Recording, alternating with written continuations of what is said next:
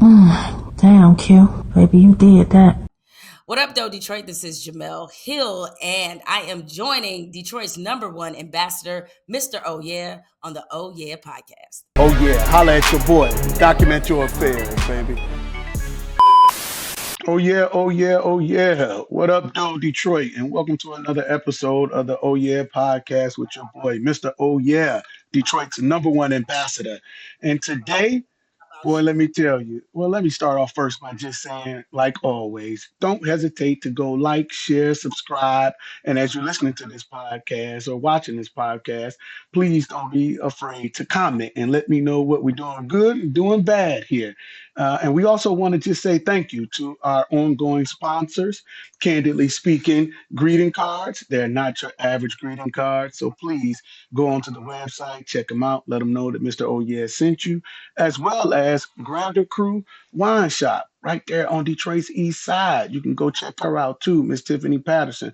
It's two extraordinary Black women doing great business here in the city of Detroit.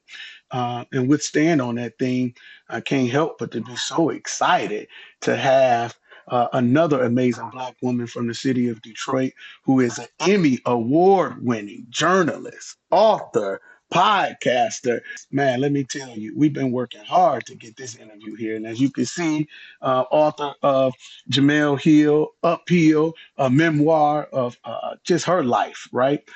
Miss Jemele Hill, welcome to the Oh Yeah podcast. How you feeling today? I'm feeling good. Thank you for having me on. I really appreciate you giving me this opportunity. Always good to be in community with fellow Detroiters. And so I'm really happy to be here and to be speaking with you. Oh man, the honor is all ours. Trust me, we know that you're a very busy lady, and we're very thankful, first and foremost, of you and your representation, not just for folks that look like us and ladies for sure, but man, you're a Detroiter through and through. I am, and I love to represent and talk about the city wherever I go, Yeah, because as you know, as somebody who moves and shakes in this world, when you get outside of the city of Detroit, there is a certain perception about who's from Detroit, the type of people that Detroit produces. And I'm quick to let them know is that we produce great people. And despite all of the negative things. And I feel like this has lessened a lot because when I was yeah, growing up, there was so much negativity about the city of Detroit. And I think that's changed a lot in the last 10 years, in part or large part because people have been able to see what Detroiters are capable of on a worldwide and international level. And so I definitely like to remind people of where we come from, in terms of coming from the good stock and comes from coming from a city that is used to grinding, hustling. come You on. know, you mentioned sort of my many titles. Well, yeah, that's because I got a hustler's mentality, which Yes. was certainly bred and nurtured right there in the city of Detroit. Come on. And in my research, you said something that I absolutely love. You from the real Detroit, not the. You mentioned West some Side other through and names. through. Come on now. Come on now. I love it. And I think I'd be remiss because I know I wouldn't be here having this opportunity to speak with you if it wasn't some other fellow Detroiters that looked out for me to, send my name to you. And I must apologize because I'm not a stalker, okay? I'm no stalker, but I knew who you were and your importance to the community, and I knew what this conversation would be like here. So salute to my childhood friends, #1, Mike DJ Cuts West and Aisha Hill, who are also some alum of your university, right? Michigan State That is University. correct. Yes. Yeah, yeah, Yeah, they definitely put in the word for sure. And it was always my intention to do it. It yeah. was just a matter of I go through these pockets where my schedule is just really out of control. And so it was just a matter of finding the time. And I was so glad that I ran into you recently in Yeah, Detroit and we yeah. were able, and I was like, you're right, because I knew I'd agreed to do it. It slipped my mind. And so I was glad that we could circle back. And this time I made sure I was intentional You about did. putting it on the calendar, us getting it done, reaching out right away. So happy to be here on a number of levels. Man, listen, thank you, and I don't take that for granted. But you got to keep your name good, and I think that's one thing that you've been able to do for sure.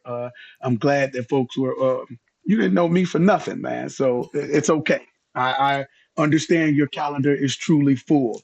I will say this too, just to kind of get started as well. I've seen you on, and I could be wrong, so please keep me in check here. But Mark Lamont Hill, the Colbert Show, um, Jason Lee, uh, even with an interview with Martin Luther King the third, right? Hot 97, Angela Yee. I'm sorry. I sounded like my boy from Baton Rouge just then, but don't laugh at me. Uh, but you've been on them all. But within my research, am I wrong? Would this not be the first platform from someone from Detroit that you had the opportunity to sit down with? Ooh, no, it would not actually. So one of my Okay, high help me school out. classmates, his name is Michael Nimmons. He has a podcast. I was on it as a guest a Okay. few years ago. But to your point, where you're Hmm. definitely not wrong. Okay. And then I don't know if you want to count Jalen Rose as well. Jalen Rose Yes, I had been on. do. Salute to Okay, J Rowe. We got all to. right. If you Got if you're to. counting Jalen, That's right. then he had a podcast.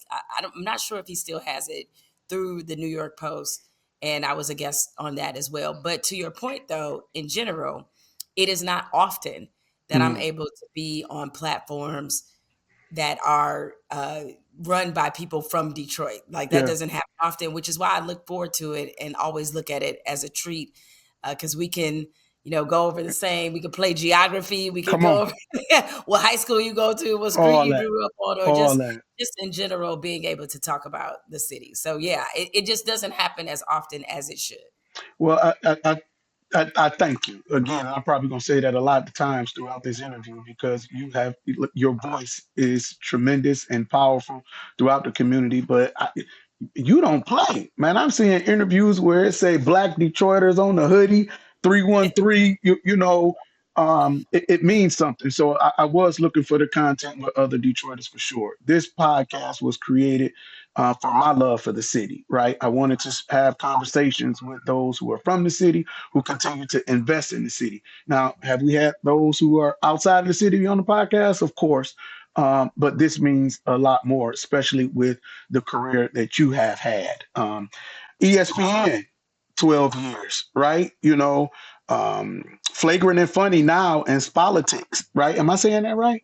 That is correct. You said it correctly. Okay, yeah, yeah. Never numbers never lie, and I'm gonna tell you one of my favorites, Sports Center Six. That's SC6, and I'm gonna tell you why. I'm a graduate, if you haven't noticed, of Southern University down in Baton Rouge, Louisiana, and my family is from Bastrop, Baton Rouge, and New Orleans. And you did that show with Michael Smith, who, if I'm correct, was from New Orleans, correct? That is correct. He is a proud New Orleans Yeah. product who went to uh, Tulane, not Tulane. Okay. Oh man, what is the university I'm thinking of? I don't know. Maybe He it gonna was. jump on both of us, huh? Yeah, they are. Like I know where he went, but he went there right, Yeah. Yeah. He right there in did. New Orleans. Yeah. So yes, so he's a proud New Orleans product, and I've always had deep affection for New Orleans, and Okay. especially for Baton Rouge because my great aunt who's no longer living. She's originally from Detroit, but she lived pretty much the majority of her life in Baton Rouge. And so I used to Really? go down there and visit her quite. I've been there like 2 or 3 times at least. Well, Wow. actually, to visit her, I've been there 2 or 3 times. I've actually been to Baton Rouge more times than that because Okay. I'm sure you remember this. Remember when I believe it was the Saints. It was after Katrina, and they had to play in Baton Rouge. Yes. And so I came down there to cover a game. It was a Saints Bucks game, and I actually almost got into a fight in Baton Rouge No, before. no. Long Uh-oh. story. Yeah, I Okay. did. I almost got into a fight at a bar in Baton Rouge. It's so true. Wow. Oh man. Wait a minute. I'm not gonna hold you to doing that conversation on camera, but I would Oh no, love to I hear mean, the feedback. listen. I've told this story before. Oh, It really? is. Okay. Oh yeah, yeah. I've told this story before, and it didn't actually. I don't think it made the book. I don't think it did. But Okay. I'll briefly tell you what happened. I was with some of my colleagues, as I mentioned. I was at the time I was a columnist for the Orlando Sentinel, and Hmm. so we covered the Bucks. That was part of our coverage area, and so I was down there to do a column because it was that season that they had to play at LSU because of the damage done to the Superdome during Hurricane Katrina. So I was doing a piece not just on the Bucks Saints game, but just in general to give people an idea of how New Orleans was recovering at the Mm. time in Louisiana overall, because we know the devastation that that hurricane wrought. And so I was there for that. And me and some of my colleagues who were also covering the game, we went out to a bar in Baton Rouge. I cannot remember the name of it. And when we were at this bar, I went over to the jukebox to play some music. Okay. And this very inebriated man came up to me, and as I was flipping through, and I didn't say anything to him at first, and then he just on his own offered the fact that I should play Kenny Chesney. Now I'm giving you the PG version of it. And he he said I should play Kenny Chesney, and I was like, no. I think I know who I want to play. Right. And he then proceeded to say, um, Kenny, he used the N word and dropped Kenny Chesney and said that Kenny Chesney got more sex, and he didn't use the word sex, than anybody that he's ever known. How he would know what Kenny Chesney is doing, I Right. have no idea. And so I Wow. was like, did he really just say the N word to somebody black? And I'm like, I'm not accustomed to this. So I walked away because I Yeah. knew that Detroit was about to come out in Yeah. me. And so I was Yeah. like, I walked away and I went over to where my colleagues, we were all sitting at the bar. And the dudes, he came over to a stool next to me. And so I just couldn't let it, I couldn't let it die. I couldn't let it Okay. ride. So I turned to him and I said, in a polite way, I said, listen, I don't know who you used to be in around, but it is not ever a good idea to say the N word to somebody black. I don't care how you mean it. Yeah. If a song is on playing it, don't say it. Right. That's how I get down, right? Right. If Right. you are not in our community, Yeah. and then when I say our community, if you ain't black, to be Come honest, on. like it ain't even, Right. you could be in our community and nah, you still ain't allowed to say it. All right. Bingo. That's for us to determine how we use that word. So at any rate, Bingo. he got offended and he started to jump, he stood up He and he ain't was buck like, up to I you. mean, I'm more hood than you and this and that. And I was like, you don't know where I'm from, homie. Trust me, you don't know where I'm from. So Right. he started to sort of swell up. And I'm like, I know this man ain't thinking, but if you want to take it there, let me think, what's the closest thing I can grab up in here? That's what I'm thinking, Yeah. right? Now, my colleagues, they saw this unfold and they like, all right, what's going on? And I'm with, it's all men. I'm the only Okay. woman in the group because that's generally the makeup of most Mm-hmm. sports, so that's how it rolls in sports. So Yeah. one of them got up and was like, hey, hold on, this is what we not gonna have here. And he started cussing at him, I'm cussing at him, and it's like it's a whole scene. And the bar, the security came, they kicked the dude out or whatever. Because I mean, before my friends jumped in, I told him, okay, now I gotta show you what time it is. And I said that I'm cleaning that up about what I actually said to Bingo. him I after this. understand. I got the So, feeling of it. Come on. yes, that's how I almost got into a fight in Baton Rouge over Kenny Chesney of all people. Listen, I lived in Baton Rouge almost 8 years of my life, so I'm sure I have two stories at least in terms of how things like that can unfold very quickly. But old Red Stick, eh, old Red Stick, I'm still good. I'm down there a couple of times out the year. Family is still down there, and my son has just been accepted to the university, so my fingers are crossed. Let's see if he decides to go. But um, all of that being said, Jemele Hill is unbothered. Lodge Freeway Media. Listen, it's a lot of things you got going on, right? But um, also award winning Mackenzie Cup Emmy Award Journalist of the Year with the National Association of Black Journalists. I want to get that right. I just need to know, the feeling, in this moment, being able to accomplish these things. Yeah, I have to say, as somebody who never dreamed to be in this position, to winning an Emmy, also in AACP Image Awards. I won two of those. I'm looking at one of them is right here on my shelf. Webby's and other fantastic awards, as you mentioned, winning NABJ's Journalist of the Year, an honor that was bestowed upon Soledad O'Brien um, and Ed Bradley and Roland Martin and some of the titans that are in our business that have been Black journalists, or that are Black journalists, and all of them are extremely meaningful for me. And mostly, especially in particular, the awards that are given to me by our people, Yeah. because I know when you think about the legacy of how we're often not celebrated everywhere, and especially not in mainstream circles. To me, winning a NAACP Image Award is just as meaningful as winning an Emmy, and to be frankly, a little bit more meaningful, just in the sense that for as much as you may accomplish outside of your community, at the end of the day, this is the community you have to go back to. Yeah. And this is the community that held you down when you weren't popular, when people didn't know your name,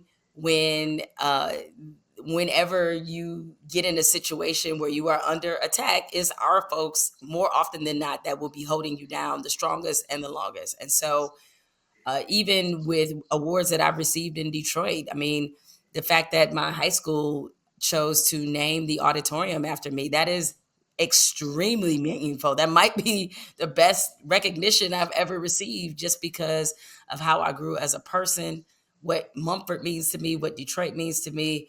And I love to be able to humbly brag about the fact, or maybe not so humbly, that Jerry Bruckheimer, who is a mega producer and director Hmm. in Hollywood, whose films have generated $2 or $3 billion, Hmm. responsible for, as everybody knows, the Beverly Hills Cop franchise, and so many of these billion-dollar franchises, even produced the Bad Boys 3. The fact that I have the auditorium named after me and he, a Mumford alum, does not, well, that's something. Woo!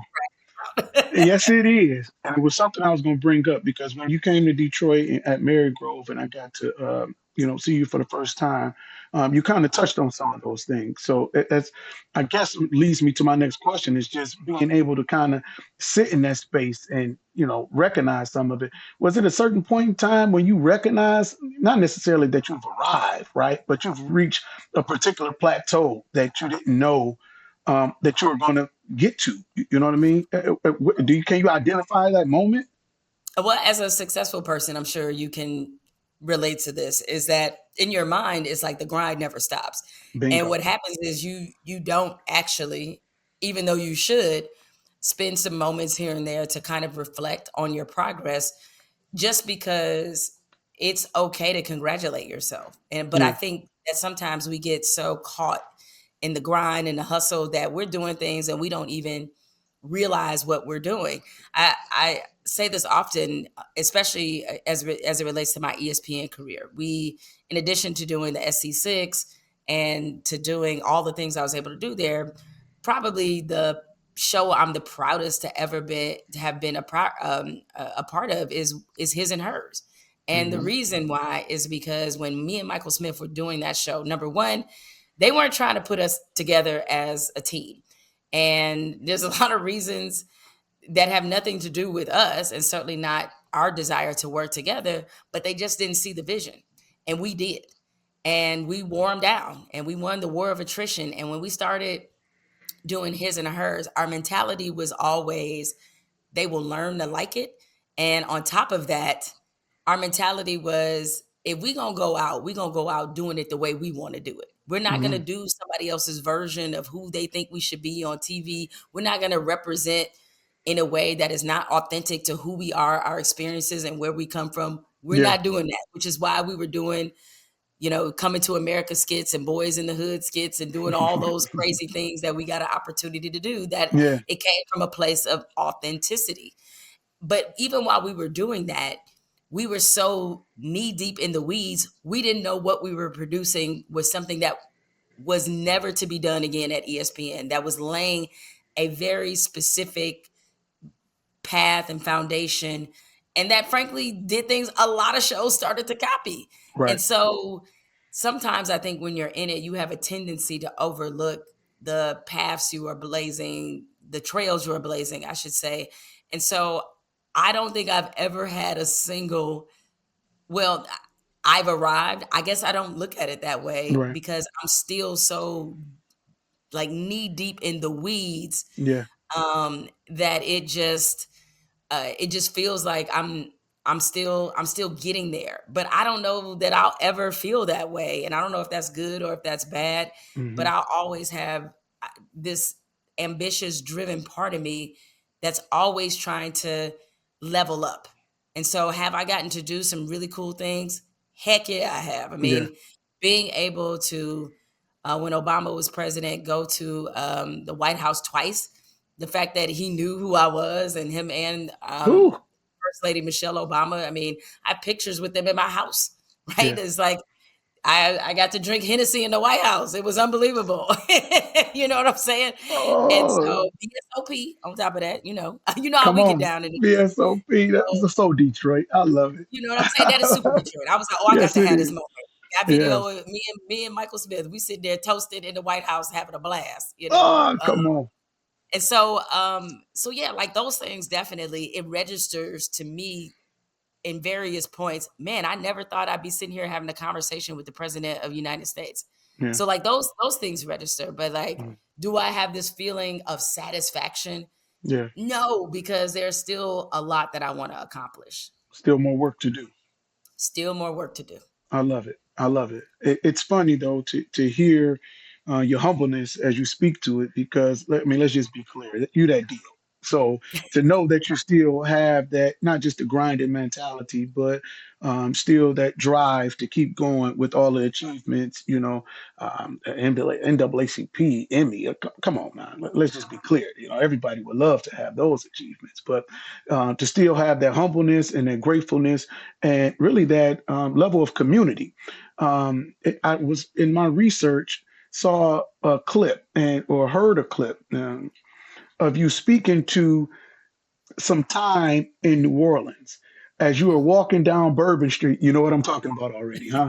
I do. Okay, okay. Where you were just speaking to the fun that you were having, right? Out on Bourbon, but everybody's recognizing you and wanting pictures, and after a while you just had to say, I'm cool with this. I understand I'm having fun, but maybe it's not fun for everybody, and I need to go in. Uh, can you speak to that and what that experience is like now? And keeping that gratefulness, though, right? Yeah, so this was the NBA All-Star Weekend in New Orleans, which I believe this was in 2017. Hmm. And Mike and I were both named the celebrity coaches for the celebrity basketball game that happens during All-Star Weekend. He coached one team, I coached another, so we were going against each other. So while we were in New Orleans, we were walking on Bourbon Street. And I don't remember why, but I think we were just kind of taking everything in. It's All-Star Hmm. Weekend. The weather's great. It's festive. Like we were just in the mix. Yeah. It was me, him, a really good friend of ours, Chantre, my husband, although at the time, he was my boyfriend, right? So Okay. we're walking Bourbon Street, and we could not go 3 steps, and Okay. people wanted pictures and autographs and all that, and we had to actually take refuge because while we were walking, we actually see Cameron. And Cameron, who is a big fan of the show, he Okay. signals down to us like, "Hey, y'all got to come up and hang out with us." And we're Yeah. like, "Okay, this will get us off Bourbon Street." So we go up there. Tiana Taylor's there. Like it's like a really dope scene. We up there having a great conversation with Cameron about sports because, as you all see from his podcast, he's a huge sports fan, and he had a lot of respect for what we did. So we appreciated the love. But yeah, while I was up there, I was like, "Hey y'all, I got to get on Bourbon Street because as much as I think it's wonderful that people recognize like they just had a lot of respect and love for what we did and what we accomplished and how we tried to resonate with the culture and push the culture forward, and we love the fact that they appreciated it and could see our vision and what we want to do.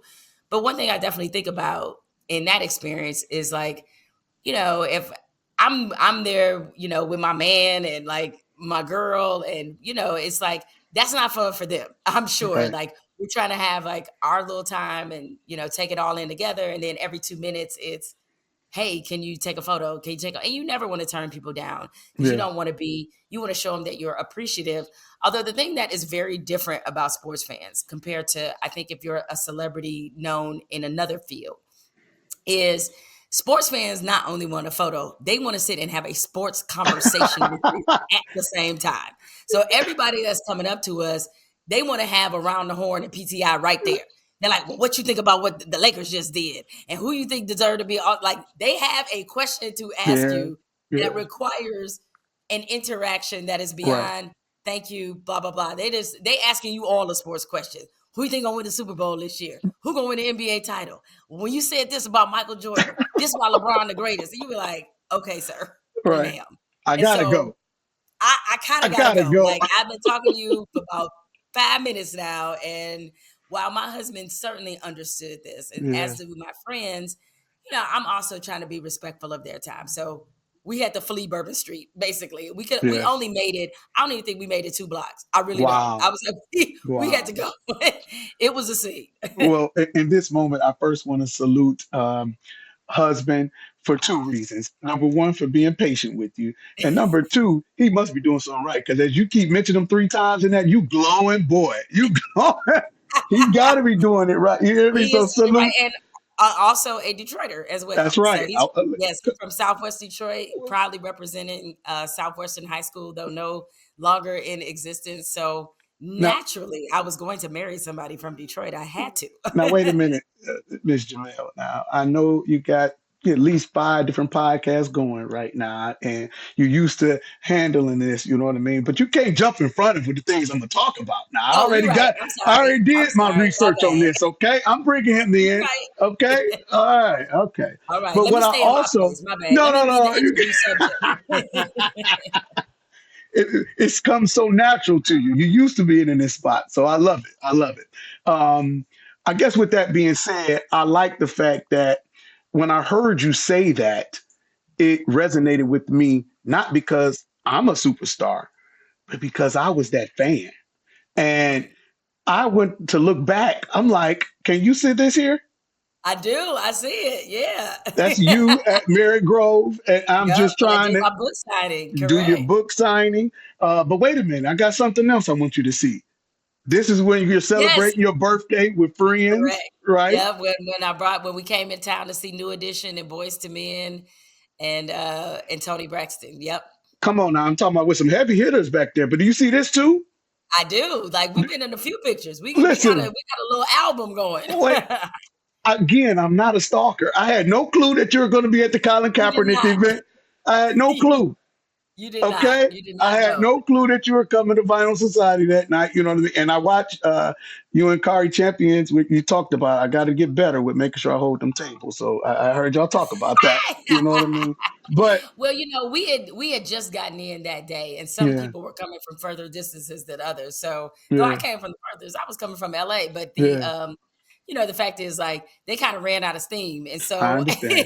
I they were like, understand. the music is loud. The music was Yeah, great too, by the way. And I good. love that spot Yeah. in general. But they were sort of like their power, their social battery died. So Just it in was your definitely moment. not reflective of the very nice and very generous treatment you had given us. Okay, good. So please send my love to them and let them I know that will. was not by any fault of ours. We're just trying to keep it together and keep it going. But I experienced that. I think it takes a lot, and I wanted to just show that example. Is that a lot of folks at your status, they talk a lot, but they don't live what they're saying. But I am truly an example of. You didn't have to take those pictures with me. I'm talking about that's my son and my kids with me there too, who ironically is looking to go to school in sports journalism as well. So thank you. I just wanted to get that out there as well. But also, uh, I guess while we're here, just speaking to your attachments to Detroit and the love that remains no matter where you're at. Of course, we've seen it on the shows when you do your interviews, of course, through the book and story time on everything that you had going on. But coming back to celebrate your birthday in Detroit to see No Edition kind of speak to what that was and bringing all of those guests. Now, I personally say I am the number one ambassador of the city of Detroit, but that was ambassador like, thing. So please, if you don't mind sharing the Yeah. story and what brought it on. So my birthday is actually in December, and I am in a group chat with an amazing group of women, which you showed. That was only a portion of the women in the group chat. It's 10 of us. So in that group of 10, it is myself, Carrie Champion, um, Joy Ann Reed, Tiffany Cross, Sunny Hostin, Latasha Brown, Brittany Packnick Cunningham, Alicia Garza. And these are dynamic women. Erin Haynes, who is the current president of the National Association of Black Journalists. And, Latasha, she co-founded the group Black Voters Matter. Alicia Garza co-founded Black Lives Matter. Brittany has been an activist on the ground. She was there in Ferguson, like a wonderful, these are incredibly talented Black women. Absolutely. And we grew closer during the pandemic. The group chat started during when everybody was on lockdown. And it's always a treat. And every person knows this, and especially women, when the group chat makes it outside. And so we started going on vacations together and planning we call ourselves the Machetes, and planning a machete outing Okay. every year. And so for my birthday, when they asked me what I wanted, I said, I want us all to go back to Detroit to see, or to go to Detroit to see New Edition, Boyz II Men, and Tony Braxton. Because as you know, I mean, Detroit's a music city. Everybody knows about the legacy of Motown, and the legacy of techno, and just all the talent that have come out of Detroit. Big Sean, T Grizzly, like all the things that we do, Cash Doll, and Babyface Ray. I mean, I can go on and on. So the reality is that music means something in Detroit, and to see that kind of concert with those artists, I knew it was going to be off the hook, but it far exceeded my expectations. And plus, I always think it's great when people come to Detroit and they can actually experience Detroit with a real Detroiter. Come on. And, so it was an opportunity to show my people what my city is all about. Me and Carrie had been to Detroit a few times. And in fact, Okay. she got so much love in Detroit. The first time we came, we were both still at ESPN. She started calling Detroit Vegas. And so, because I took her to Sweetwater, and we had ourselves a time with Oh, the Sweetwater. That's my spot, right? come on. Yeah. And so we went up in Sweetwater, and I used to joke with Carrie. I was like, "Yo, I could get you married in a weekend in Detroit." You Easy. know how my fellas from the D do it, all right? Listen, Like, we I get you different. married in a weekend, We right? That's different. all it takes. We And different. we different. I was like, That's Detroit right. men built different. I put that on everything. When some of my single ladies ask, like, where's a good place to meet a man? Detroit. I straight up always said, I was like, I'm not just telling you that because my man is from there, my Yeah. husband's from there, but generally in my dating history, 90% of the men I have dated have been from the city of Detroit. And Come on so now. all with varying degrees of success, obviously, but they were not bad people. It Yeah. was just wasn't meant to be. So at any rate, Okay. I say all that to say is that I think it is a very big difference when you experience Detroit with a Detroiter. And Yeah. the ladies had a blast, and they loved the city. And we had such a good time at the concert. I mean, I've seen Michael Jackson in concert. I've seen Janet Jackson. I've seen Jill Scott. I've seen so many big artists. But that's definitely a top 5 concert, not just Ooh. because I was in the city of Detroit and the love was so apparent, but Yeah. you want to talk about a concert, you will not sit down. You will sing every song, the harmony, the precision. It just takes you back to a time where groups were big, Yeah. where there was a certain concert experience like you really expected, and they all delivered. Come So on. it was really incredible to see that in Detroit. And so as we listen, we were going to run it back because we were looking to see a new big concert just got announced with Salt Okay. and Pepper, In Vogue, and TLC. They're going on tour, Well. and it was definitely brought up like, are they going to Detroit? Like, and can we make it back? Can we run this back? You know what I'm saying? So we will see, but for Well, sure, to experience that in my community with my folks in yeah. Detroit, it meant everything. Well, let the ladies know that they're always welcome, and we'll have a place for them where they can be comfortable. Okay. Okay, not I will let them not not know. not just on the Jemele Hill plug, too, on everybody's plug here in Detroit. Okay. That's right. So this is where we like to it's like a pivot. It's a turn because again, what we're talking about is Detroiters who continue to invest in Detroit in one way or the other. But sometimes the image or the perception is that you just got here, right? Like that you just somewhat arrived to this place in your journey, and that's how you can be so successful. This glow up, but that's not how any of this happens. There's always a journey, right?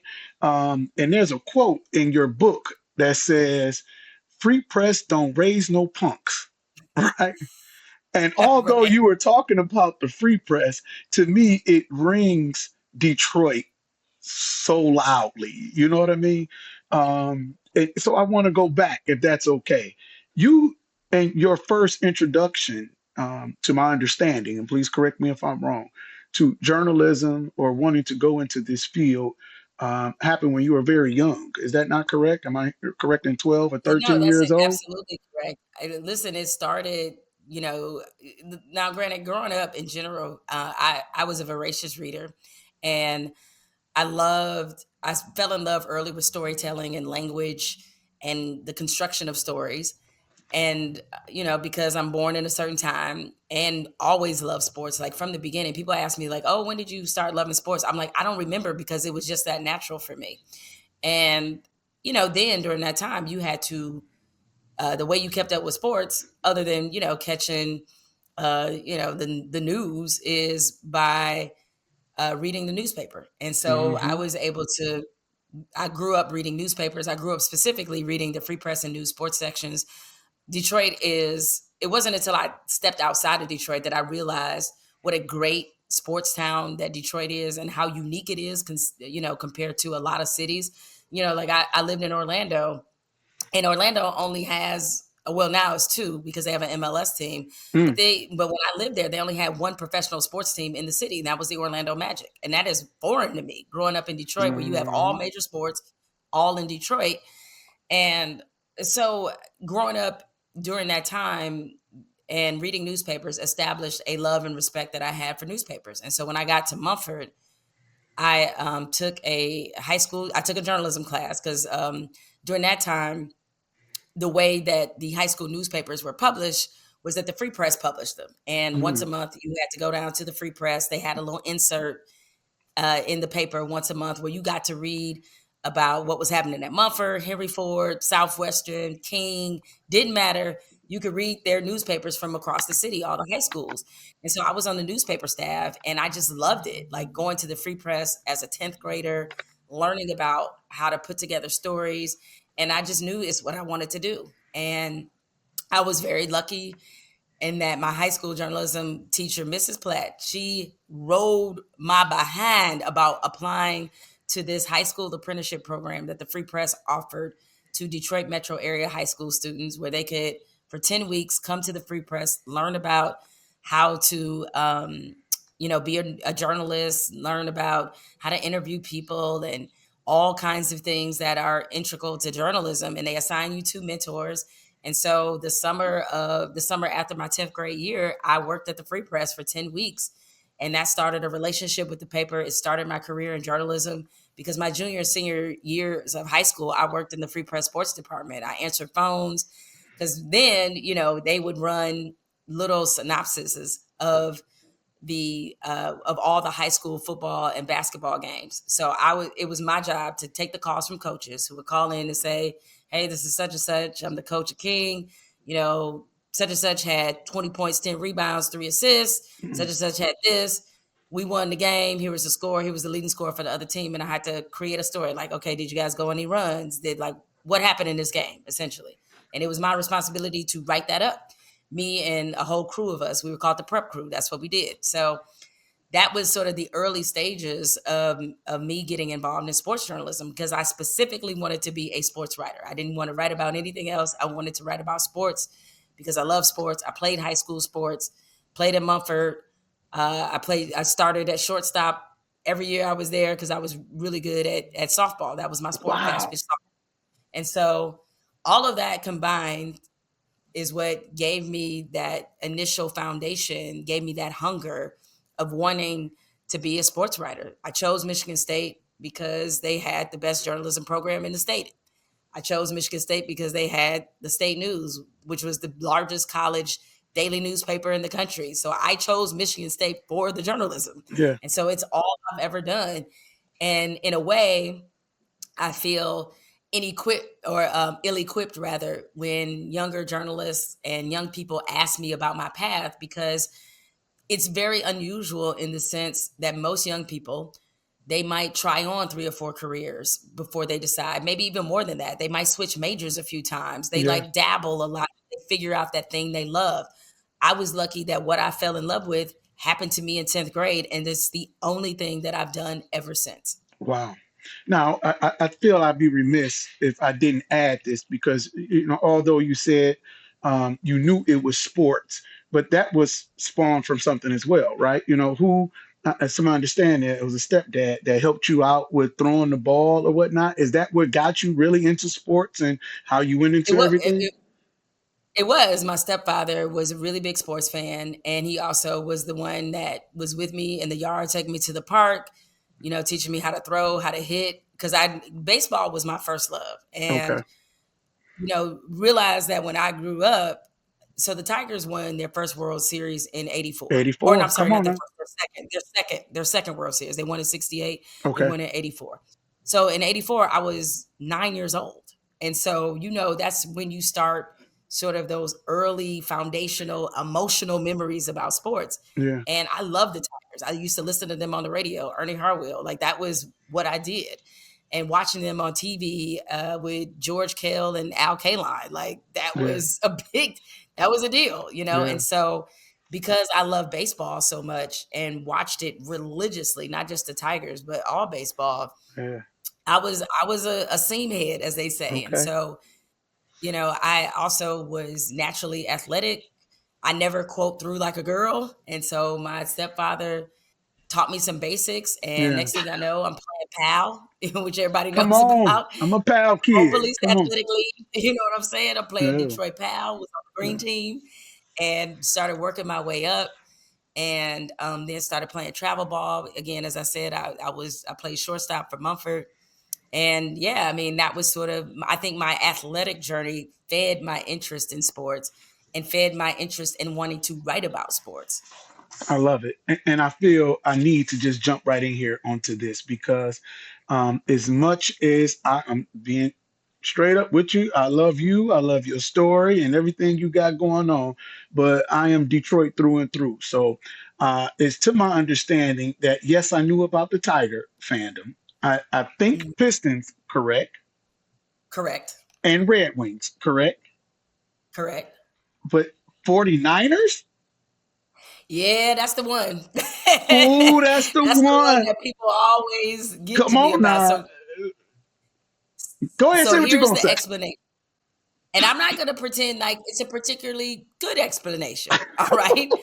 But here is the reality Okay. I mean, I told you how old I was in '84. You know Yes. what the Lions were like in the '80s. Of They course I were do. horrific. Yes. They were horrific, right? They were bad. They were like paper bags on the head bad for most of that. So I never liked them, because I just didn't like. They just seemed to be marred in this total loser mentality and world, and I was like, I don't want any part of that. Now, my mother, when she left high school, she moved to the Bay. And, my mother, I had a teen mother. And while she was in the Bay, she fell in love with the 49ers. Okay. And they had drafted a guy named Joe Montana, who she absolutely loved. And so, because of that, I started to watch the 49ers in the early '80s. And they were winning quite a bit during this time. They had Joe Montana. That winning obviously continued '80s into the early '90s, and even though we haven't won a Super Bowl since the early '90s, Steve Young won our last one. We've obviously been multiple times since then. Oh my But God. that's kind of how it started. You're really gone. Did you just say we? Did you I just say did. I we? am. Oh I my did. God. No, it's so I know. But here's the thing: if I may give myself, or at least sort of plead for a little bit of mercy from Detroiters who are Please. probably having to stink eye at me right now. And listen, I live with the biggest Lions fan on earth, so Oh, I I've got to seen hear it. this all the time. Yes. Yes. Okay, I got to hear this all the time about how I turned my back on the city and it's never too late to come home and blah blah blah blah blah and all of this. I was like, well, my fandom doesn't mean anything if I could give it up so easily, and that'll never happen. Do you know the number of times my husband has had to bet me to give up my 49ers fandom? It's endless. It's endless in Listen, our house. this is the So one all that being time. said, Go ahead. no, One. man, I can't come home. Oh I my. can't come home. Not with this. So this is the thing. I don't root against the Lions. I really don't. And I want the Lions to do well. I do, because Mhm. I know what it means for the city. I tell people wherever I go, if the Lions make a Super Bowl, let alone win one, it's the biggest story in Michigan history. I don't care Absolutely. what. Hands It is down. the biggest story, Hands down. hands down, Yeah. because the Lions are a statewide team. Yeah. Everybody in the state loves the Lions. Yeah. You know, I think hockey's still a bit niche, and not to say that people in other parts of the state don't root for Yeah. um, the Red Wings, but it's different. Like, Yeah. everybody in Michigan is a Lions fan. We Yeah. know that there is split allegiances when it comes to Michigan and Michigan State. That's split, okay? So that's different. The Pistons, they're a Detroit metro area team. Again, other people may root, but it's not the same connection that the Lions have with the entire state. And so I always want the Lions to do well, except When they play the if it gets in the 49ers. way of the And that was 49ers. And that. as you know, Yes, that that happened in the playoff NFC game. Championship game, Yes. Yes. and my Don't worry husband about it. has not let it go. Let's just move on. It's okay. I don't want to talk about it Okay, I anymore. just so I that's know. my explanation. I didn't say it was particularly good, but Yes. no, I am not a Lions fan, and I make sure to correct people. Like, Yes. I'm also not fronting just because the Lions have done better in the last 5 years. Yeah. And when people are like, "Oh, you're rooting for the Lions," I'm like, "Oh yeah, I want the city and I want the Lions to do well because of what it means for the city." But don't paint me as some kind of Lions fan, because that's just not accurate. And that wouldn't be true. Well, thank you for that little bit there, Miss Hill. Okay. I know we got limited time, so I do want to run some other things that I just feel are noteworthy, and really just your point of view on some things before we got to close out. But I definitely don't want to overlook or sneeze over. Again, thank you to Mumford High School for acknowledging you and that auditorium as well. That means a lot, and that will live on forever. So your name and your voice and what you do for the city outside of your fandom from the 49ers will be substantial. It's okay. We can live with it. Okay. What I want to do is run through some names, and I was kind of mad when I saw somebody else kind of does this as well. But if you could just give your point of view, or the one word answer, whatever. But I feel that a part of your story, these names are connected with you forever. So please, um, Michael Smith. Oh, I mean, that's the homie. And Mike and I, we sort of came up in the business together at a certain stage. Like, even though Mike's younger than me, he's 5 years younger than I am. But we first met when I was still at the Free Press, and he was working for the Boston Globe, and we were both covering the Celtics Pistons series.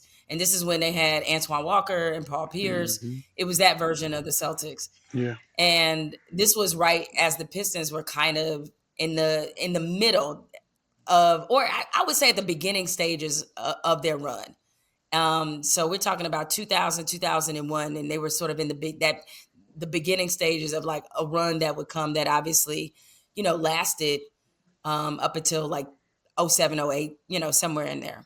And so it's not often you walk into an NBA locker room and you see somebody else who's Black and about the same age as you are. Because at that time, I'm in my 20s, he's in his 20s. It's like, where does Black dude come from? That's Right. that's like, Right. but we had some other friends of ours who we had some mutual friends who also were covering the same series, and they sort of introduced us.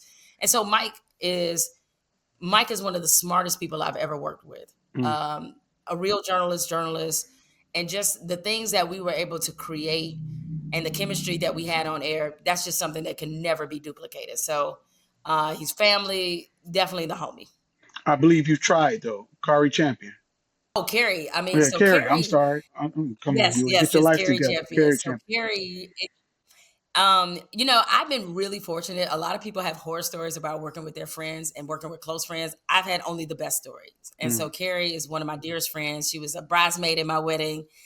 She's an exceptionally gifted broadcaster and just a really good person. Her and I bonded when she became the host of First Take. And a lot of people were trying to pit us against each other, but we weren't falling for the okey doke.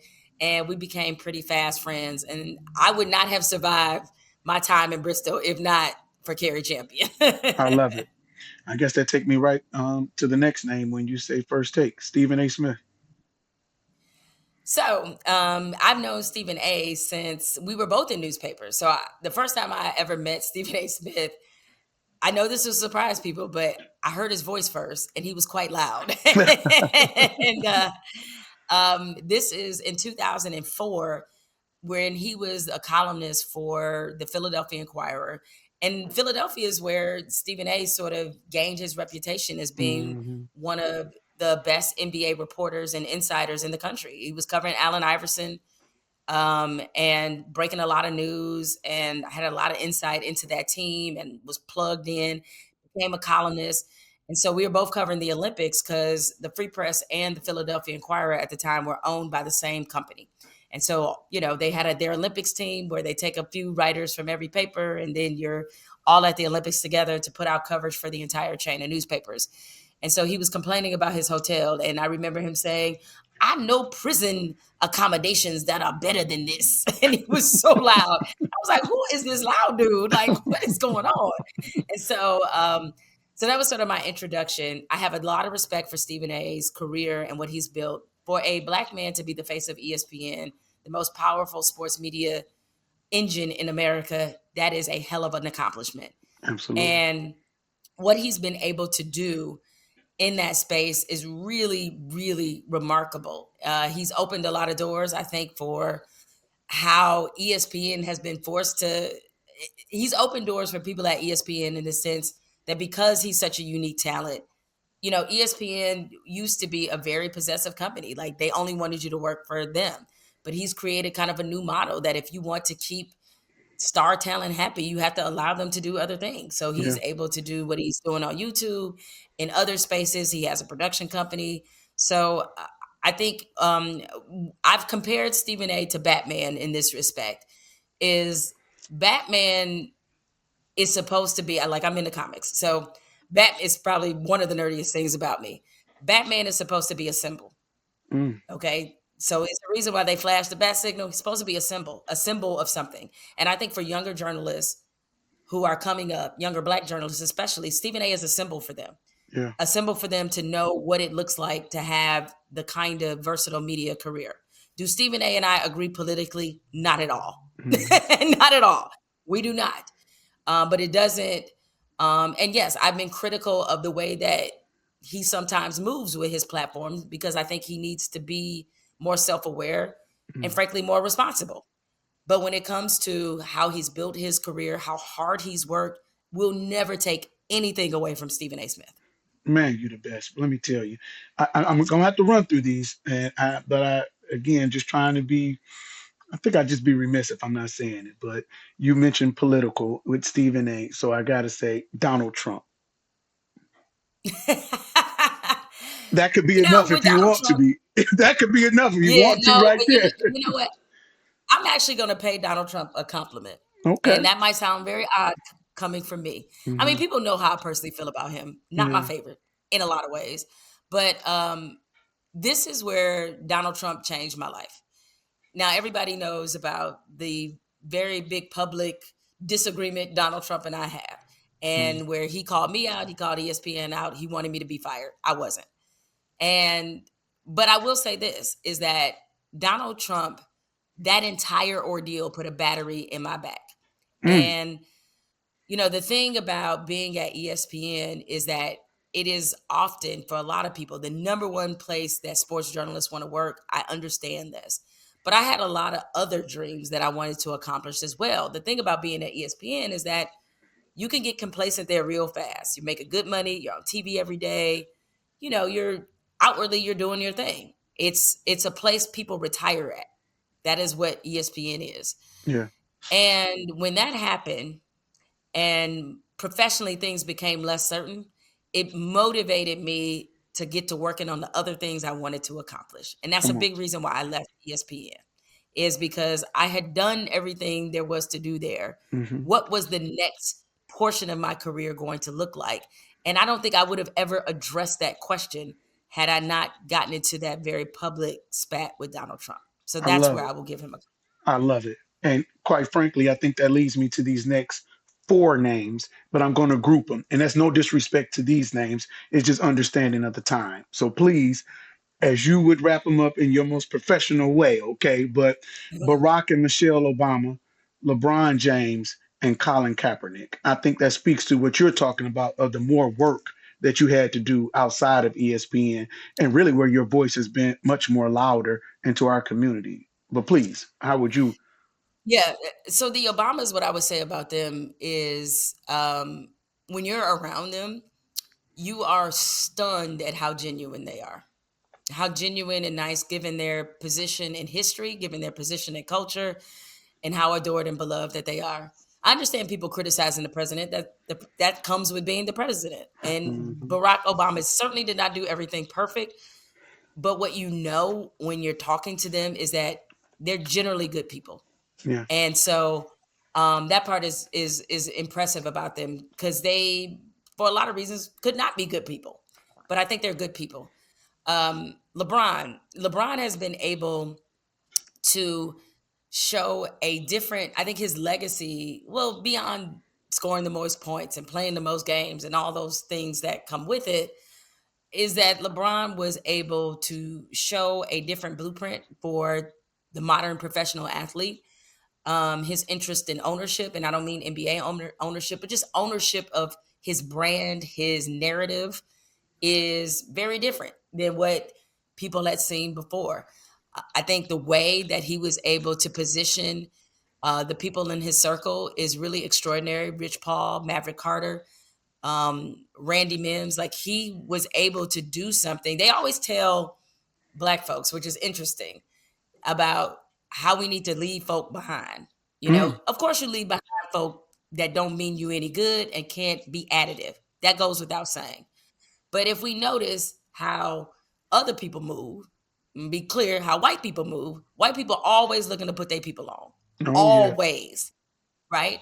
And but when we do it, people try to make us feel bad about it, or they try to make it feel as if we have friends are in circles that are not capable of certain things. And he ignored everybody who was telling him like, bad idea, put your friends on. He put all his friends on, and Showing up look at it doing. now. Yep. Rich Paul is probably the most powerful agent in the NBA. He didn't put them on without making sure they weren't holding up their end. They held up their end. And Absolutely. that just, you understand seeing his circle why he's been as successful as he has. So that's Mhm. what I have to say about LeBron. Now, Colin. Colin might be one of the most principled people I know. And people don't know the extent of what he really sacrificed, nor it's going to be 10 years in August to when he took a knee. And we look at what that reverberated and how that reverberated across culture. And I wish Colin was the type of person that would take more credit for certain things, but that's just not how he is. I mean, you went to the Know Your Rights event, you know how Mhm. he gets down. And I have enormous respect for him. Genuine guy. Him Yeah. and his wife, Nessa, unbelievably genuine people who are about this work. They Yeah. 10 toes down all the time. And so I have a tremendous amount of respect, and it's been a privilege to get to know them on a personal level. Your voice means something, Jemele Hill. I'm so thankful and so grateful that you were able to take this time out to share it with us on the Oh Yeah podcast. Um, I wanted to get into so many other things, understanding your journey and the things that you've already shared with the world. We could probably could do this for 2, 3 more hours, really. But um, I do want to say this.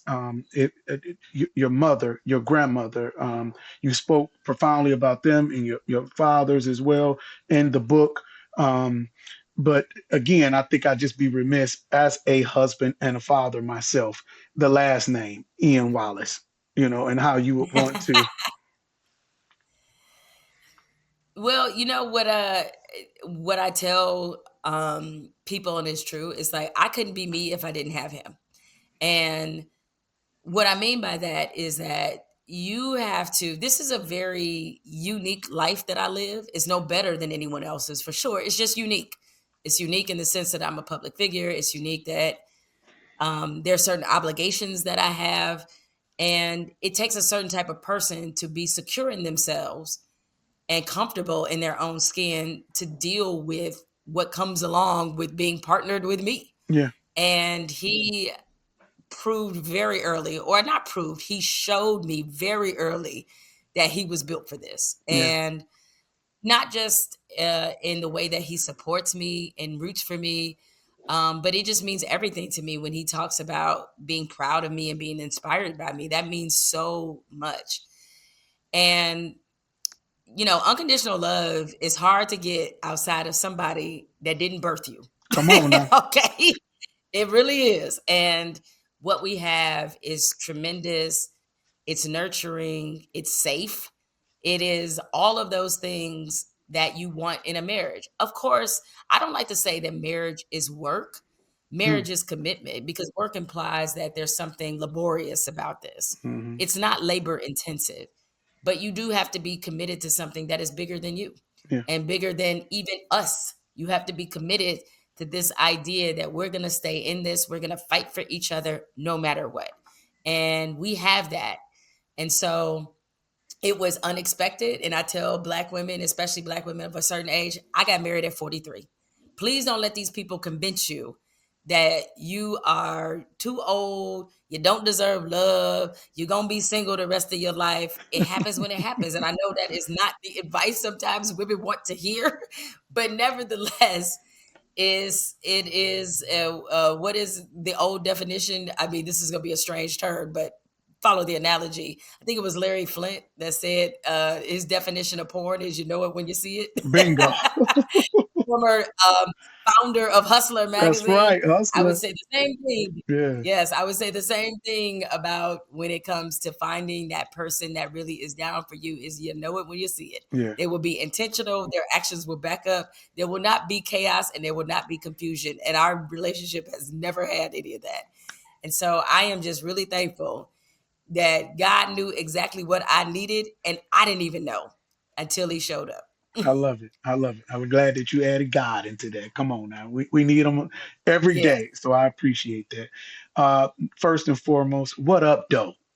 What up, What though? up, though? What A up, statement though? or a question? Statement or a question. I could have went on hot topics on Don Lemon or First Amendment. Hopefully, there could be an opportunity where we can continue this conversation on another day. But thank you for all that you do with your voice and transitioning. It couldn't have been easy to go to ESPN to talk sports, not just as a Black woman, as a Black and as a woman, right, within that space, and now transitioning to have a voice within politics and community. You are a leader in our community and you're needed. So I ask humbly that you keep talking for us, that you keep representing Detroit. And anytime you come, hang out with the first, or excuse me, the number one ambassador of the city of Detroit, Mr. Oh yeah. Oh yeah, you the mayor. Like, Come listen, on. I'm just borrowing. All right, I bring a few people down there, but you the mayor, so don't even worry about it. You are the Affectionately, I ambassador of take that. Detroit. Affectionately, I take it. Yes, you the unofficial mayor of Come Detroit. on. I love Absolutely. that. But no, thank you for allowing me to use your platform to spend this time to have this wonderful conversation. As I said, it's always special to me when I get to be in community with people from Detroit, Yeah. people who understand the nature of our city, understand the kind of toughness you have to come from Detroit, why Yeah. we have a chip on our shoulder, Come why on. we move the way that we move, because Detroiters move differently. Don't nobody move Ooh, like us. I will stand on that with all my fingers and toes. And come on. that's not to put down any other city, but we just move a lot We differently. That's move all. differently. They don't understand. And I bet you, They don't. when you watch, whenever you was at, do you holler and scream when you see Eddie Murphy wearing Mumford on Beverly Hills Cop 2 as well? It's the little things, man. I scream Detroit Oh on yeah. And everything. I used to have to tell people that's a real high school. That's my high school. He didn't just make that high school up. It's real. It's real, my baby. Listen. And that's Yes, where Brockheimer exactly. got that from, because he was a graduate of the school. Come on, put Because he history was out a here. graduate of my. Yeah, that's Please, right. That's how we get down. good folks, thank you for joining us on another great edition of the Oh Yeah podcast with Miss Jemele Hill. Please, at your leisure, go check out Uphill, a memoir on really all the great things in this journey that Jemele Hill has done, and a great representation of the city. Please, if you can, as we close out, just share all your sites where they can find you. If there's anything new Okay. you want us to know about, what's next, all that good stuff. Yes, people be sure to like and subscribe to my official YouTube page, Jemele Hill, and also to the podcast I have with Carrie Champion. We air Monday, Wednesdays, and Fridays. Available on YouTube, also on iHeart, Apple Podcasts, or wherever you get your podcasts. Thank you. Salute to you, Ms. Hill. And we'll be looking for y'all. Oh, yeah. Detroit's #1 ambassador. Oh, yeah. Holla at your boy. Document your affairs, baby.